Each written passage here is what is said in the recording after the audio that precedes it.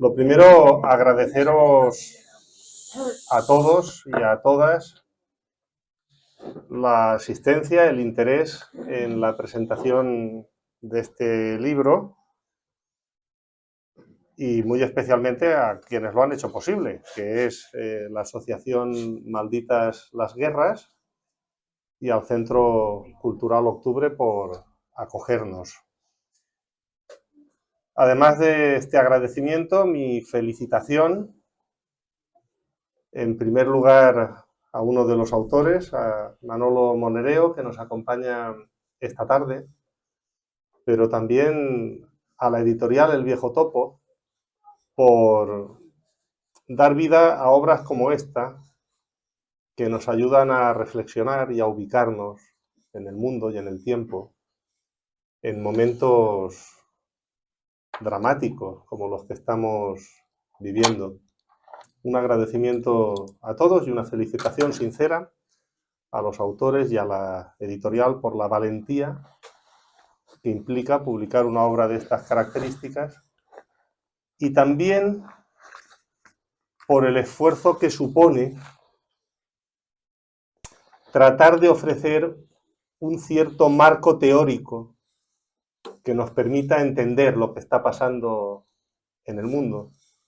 Manolo siempre dice que los hechos sin teoría no existen.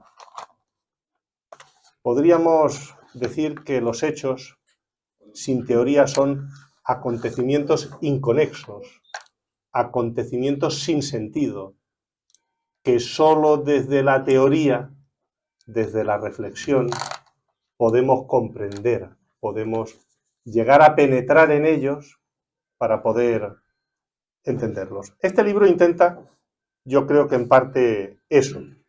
Es una obra colectiva, donde hay diferentes trabajos por parte de académicos muy importantes, de Europa, de América Latina.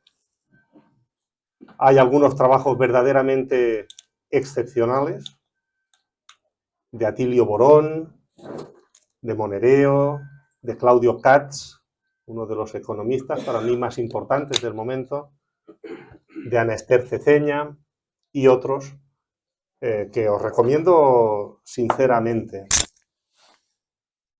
Es muy importante, decía, un cierto marco teórico para entender el momento que estamos viviendo y las cosas que están pasando estos días y van a pasar en los próximos días.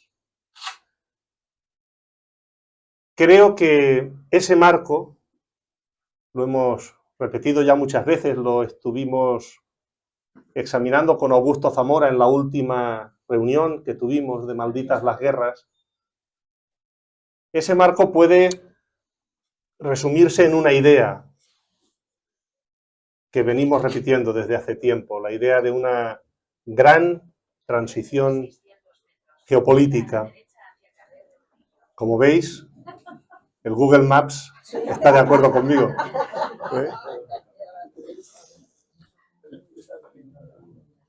Una transición, en definitiva, de un viejo orden que no acaba de morir y su sustitución por un orden nuevo que está apenas naciendo. Esperar tu siguiente pregunta. Ahí. El mundo entero está esperando la siguiente pregunta.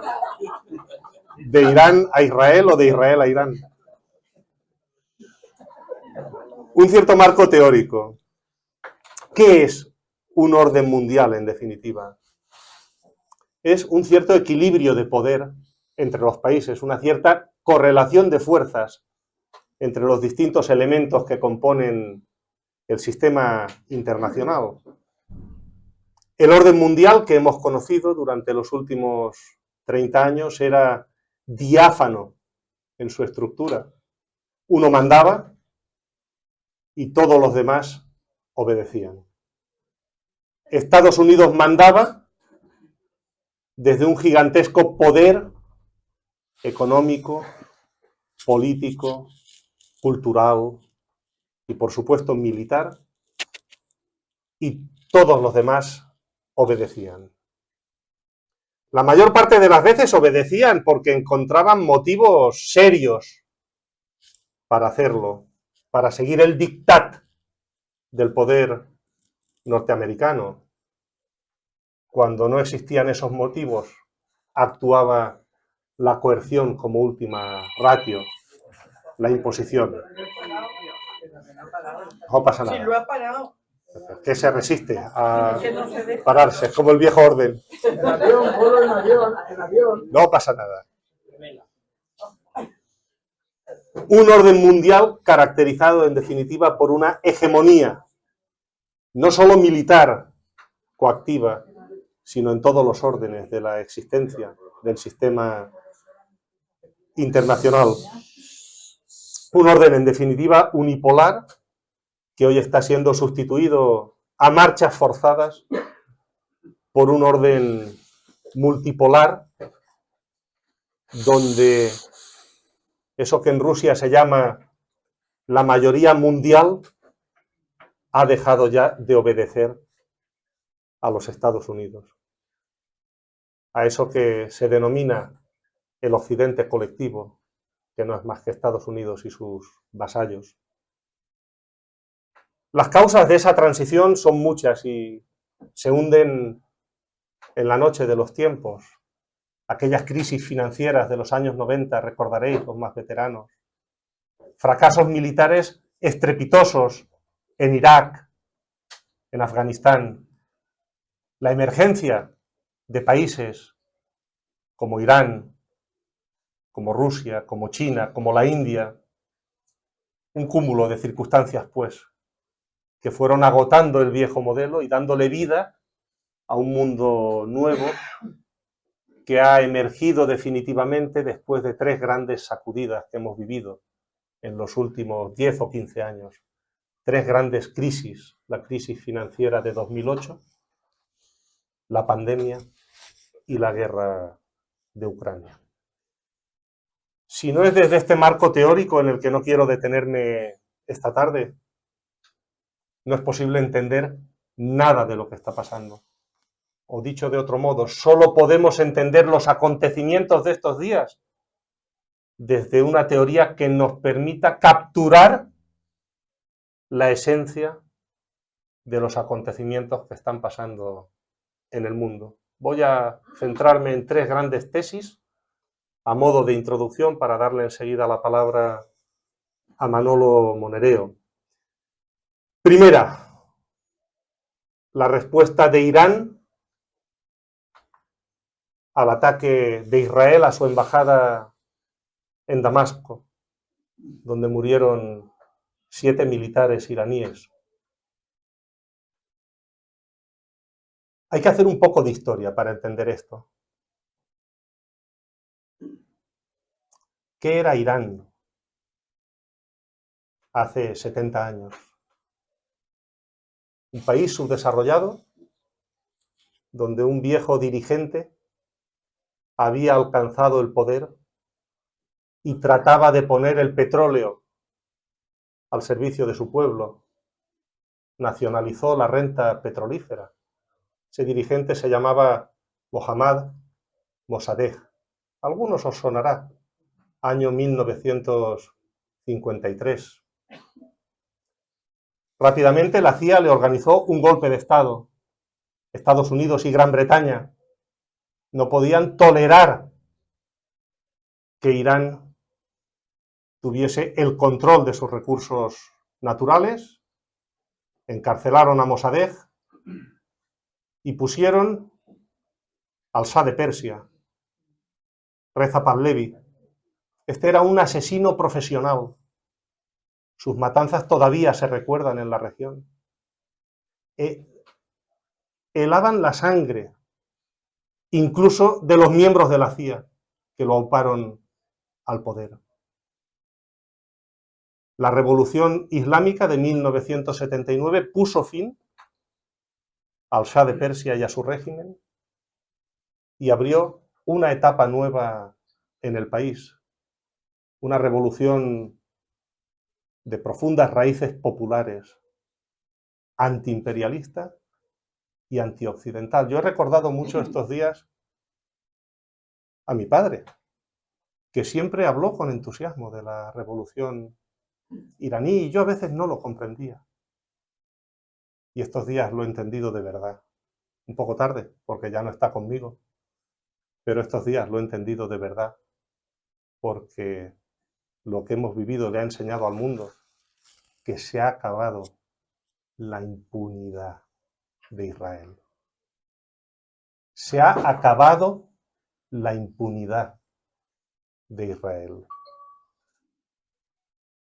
Ha sido una respuesta que solo puede entenderse si uno conoce mínimamente la evolución que ha experimentado la República Islámica durante los últimos 30 años, después de la guerra contra Irak. Un desarrollo industrial gigantesco, una auténtica vanguardia desde el punto de vista científico y técnico. Os voy a dar solo dos datos, estoy constatando, no estoy haciendo ideología, estoy constatando. Os voy a dar dos datos. En el año 1995, según la Royal Society, Irán solo fue capaz de publicar un centenar de artículos científicos en revistas académicas. Un centenar. Hoy se cuentan por decenas de miles.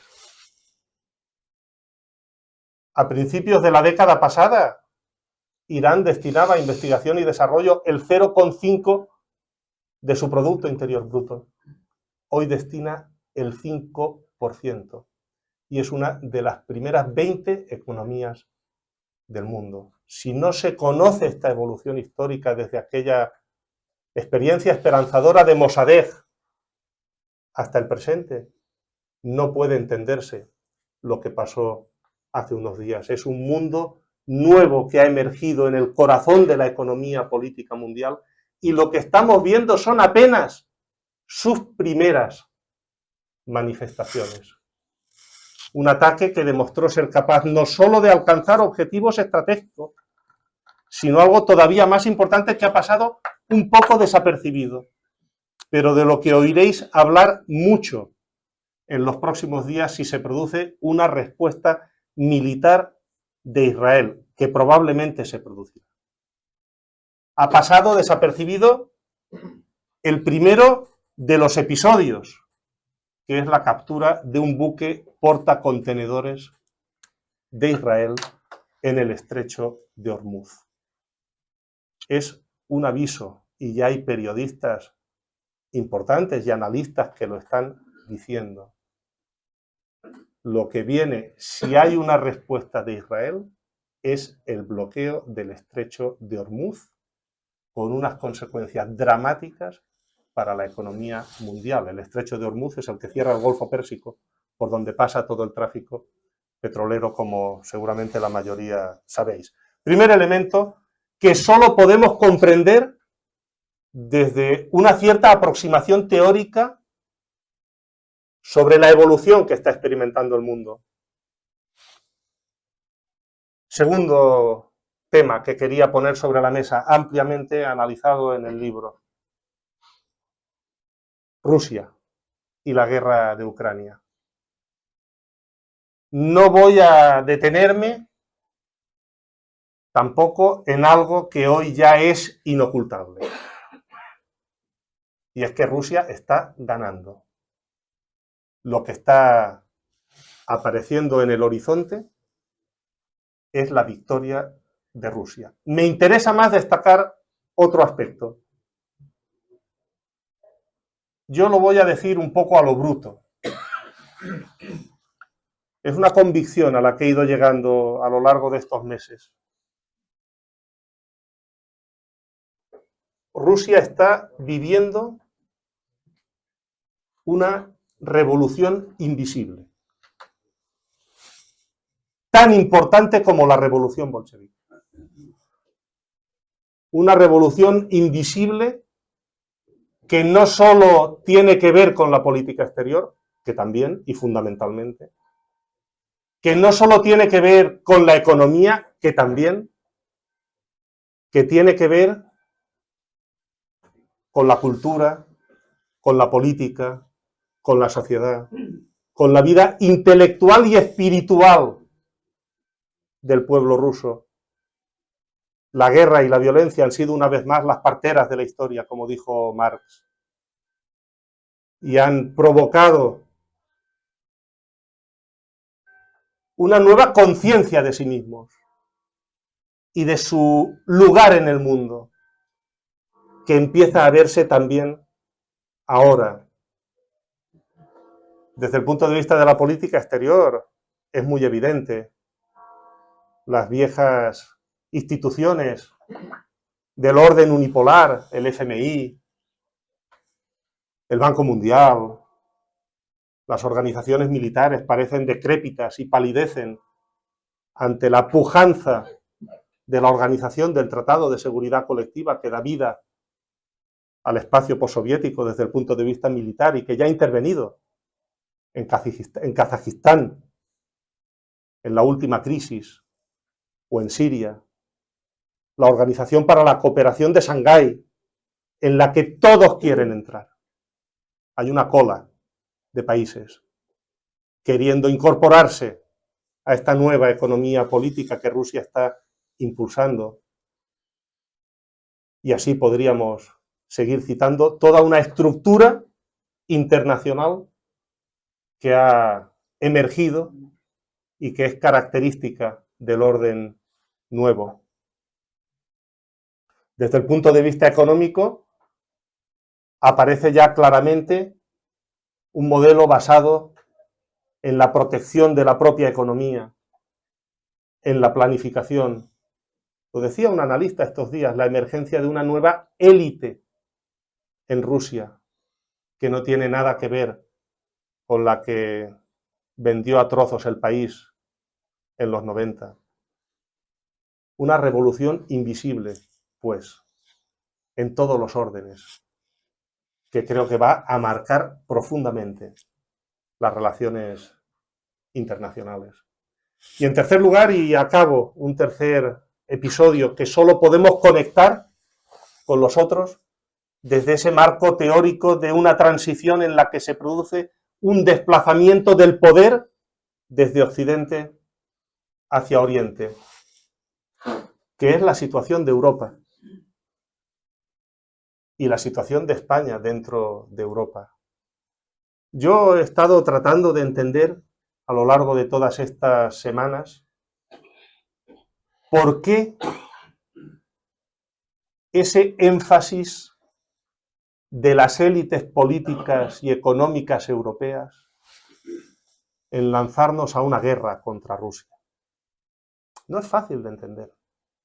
Esa locura que parece haberse apoderado de Macron y de otros dirigentes europeos. Otros, los nuestros, tratan de disimular, pero están en lo mismo. Están en lo mismo. ¿Por qué? ¿Cómo es posible?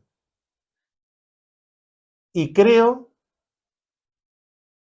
haber encontrado por lo menos una parte de la respuesta, leyendo a Jacques Sapir y a algunos otros analistas que han publicado sobre el tema. Me costó de ver. Lo entendí también escuchando un discurso de Gabriel Attal en el Senado, del primer ministro francés. La victoria de Rusia, que es ya inocultable, pone en cuestión el contrato social neoliberal que ha regido en nuestros países durante los 30 últimos años. Sabéis que es un contrato social basado en un consenso donde los salarios bajos y las políticas de austeridad iban siendo compensadas a base de endeudamiento y a base de un consumo de masas de productos de bajo valor añadido. Ese consenso es ya insostenible.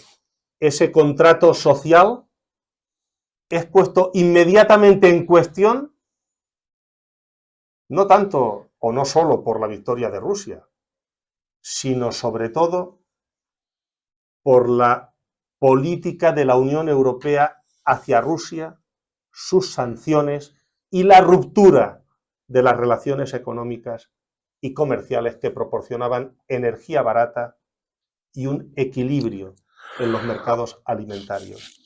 Eso es lo que ha sido roto por la guerra de Ucrania, y es ese cuestionamiento, ese temor a tener que enfrentarse a sus pueblos lo que está empujando a la locura a las élites europeas, tratando de cohesionar a sus sociedades frente a un enemigo exterior para disimular, para esquivar lo que será inocultable, que es otra vez el conflicto distributivo que vuelve por la ventana después de estas décadas. El conflicto social por la distribución. Gabriel Attal lo decía muy claramente en su discurso en el Senado francés, creo que fue en el Senado. No podemos mantener nuestro nivel de vida si no vamos a la guerra contra Rusia. Así lo dijo, más o menos. Más o menos. No sé mucho francés, me ponía los subtítulos y luego he leído las crónicas. Esto es lo que vino a decir más o menos. No podemos mantener nuestro nivel de vida si no vamos a la guerra. Y se dijo otra cosa, y es que no os preocupéis, la guerra la harán los inmigrantes. Este es el nivel. Y en el fondo hay una parte de verdad. No es posible mantener nuestro nivel de vida con las actuales pautas de distribución de la renta y la riqueza que existen dentro de cada país.